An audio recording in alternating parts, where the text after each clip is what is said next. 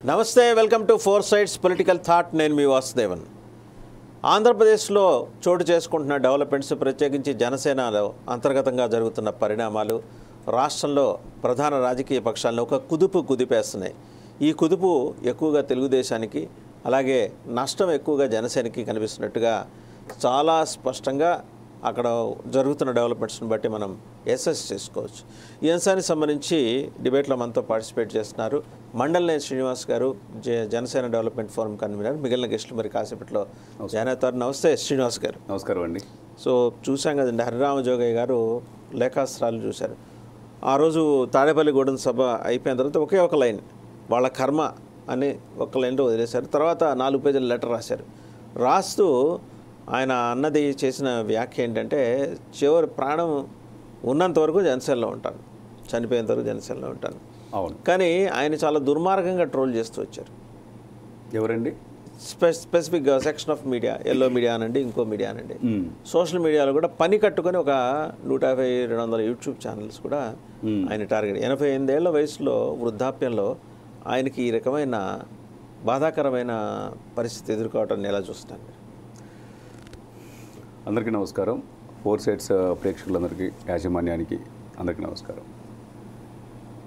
ఒకటే చెప్తున్నా, మీరు ఏదైతే అన్నారో, జనరల్గా ఆంధ్రప్రదేశ్ రాష్ట్రంలో మీరు అవునన్నా కాదన్నా, రాష్ట్రమే కాదు దేశంలో కూడా కొన్ని పార్టీలు వచ్చినప్పుడు ఆయా కులానికి సంబంధించిన వ్యక్తులు, బలమైన వ్యక్తులు ఆ పార్టీని నడుపుతున్నప్పుడు ఆ కులం తెలియకుండానే ఓన్ చేసుకునే అవకాశాలు ఉంటాయి.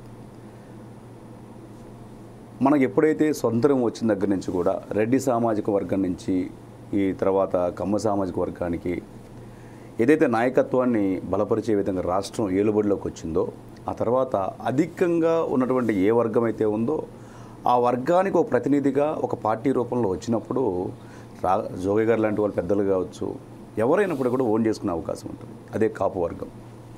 ఈ క్రమంలో జోగయ్య గారు ఎందుకు ఓన్ చేసుకుంటున్నారు అనే దానికి, ఓన్ చేసుకోవడానికి చేసుకునే క్రమంలో ప్రత్యర్థులైనటువంటి 2 వర్గాలకి కొద్దిగా మింగుడు పడే విషయం. దాని రూపేణ విభజించు పాలించు అనే రకం ఏదైతే ఉందో, ఇప్పుడు పవన్ కళ్యాణ్ గారు సూచనలు చేస్తున్నారు, నువ్వు అది చేయాలి, చేయకపోతే దుర్మార్గుడు ఇది అని అంటలేదు. కానీ చక్కగా నువ్వు ఇలా పోటీ చేస్తే ఇలా ఉంటుంది, ఇలా ఉంటుంది. ఆయనకున్నటువంటి 68 సంవత్సరాల ఎక్స్పీరియన్స్ని ఆయన లేఖల రూపంలో చూపిస్తున్నారు. దాంట్లో ఏం బూతులు తిట్టలేదే, ఏ పార్టీని మాట్లాడలేదు, కించపరిచి మాట్లాడలేదే, అసలు జరిగింది విషయాలే చెప్తాడు. ఒకవేళ చెబితే నువ్వు టీడీపీతో వెళ్తున్నావు, 40 సీట్లు తీసుకో, 50 సీట్లు తీసుకో, ఇంత బలం ఉంది నీకు, ఈ బలంలో ఇక్కడ ఇంతమంది క్యాండిడేట్లు పోటీ చేయడానికి రెడీగా ఉన్నారు, బలంగా ఉన్నటువంటి ఆర్థిక బలం ఉన్నటువంటి వ్యక్తులు ఉన్నారని సూచిస్తున్నారు వారు. ప్రతి సూచించడం తప్పు అయితే, టీడీపీ కానీ టీడీపీ మీడియా కానీ తప్పు అయితే ఎందుకు తప్పు అవుతుందో మీరు అర్థం చేసుకోగలరు. ఈ క్రమంలో జోగయ్య గారిని అనవసరమైన ట్రోల్ చేసే విధానం జనసేన పార్టీకి సంబంధించిన అధికార ప్రతినిధులు కావచ్చు, మిగతా సంబంధించినటువంటి జనసేన పార్టీ తెలియనితనంతో చేస్తున్నారు. జోగయ్య గారి కొడుకు సూర్యప్రకాష్ గారు ఏదో మనస్తాపంతో వైసీపీకి వెళ్ళిపోయినట్లయితే ఇలా వారి గురించి ట్రోల్ చేయడం చాలా తప్పు. ఆయన ఒకటే మాట అండి, మీరు అన్నట్టు 88 సంవత్సరాలు ఈరోజు ఒక మనిషి ఆయుష్ ఒక 100 సంవత్సరాలు అనుకుంటే, 100 సంవత్సరాలు అనుకో 12 సంవత్సరాలు బ్రతుకుతారేమో. ఈ 12 సంవత్సరాలని చనిపోయే లోపల పవన్ కళ్యాణ్ నా కాపు వర్గానికి సంబంధించిన వ్యక్తిని సీఎంగా చూడాలి. అట్ ది సేమ్ టైం ఇతను లాంటి నిజాయితీపరుని సీఎంగా చూస్తే బడుగు బలహీన వర్గాలు, ముస్లిం మైనారిటీ వర్గాలు, విస్తృత వర్గాలు ఏవైతే ఉన్నాయో, విసర్జిత వర్గాలు ఏవైతే ఉన్నాయో వీళ్ళందరికీ లాభపడే అవకాశం ఉంటుంది. మరి ఈ 2 వర్గాల వల్ల లాభం లేదు కదా. ఆ అవకాశాన్ని అందిపుచ్చుకోవాలనే ఆ అనుభవం చెబుతుంటే, ఆ అనుభవం మీకు కొంతమందికి ఎబ్బెట్టిగా అనిపించవచ్చు, కొంతమందికి మింగుడు పడకపోవచ్చు.